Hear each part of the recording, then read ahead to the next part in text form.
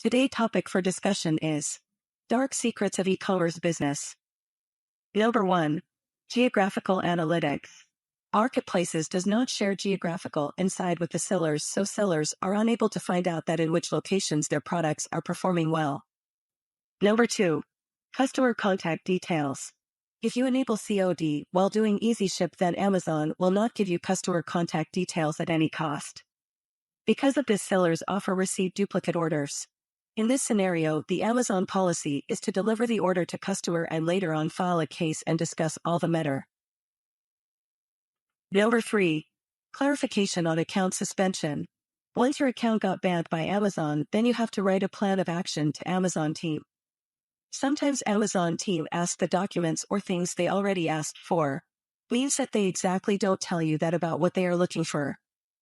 If you find it informative, then share it with others.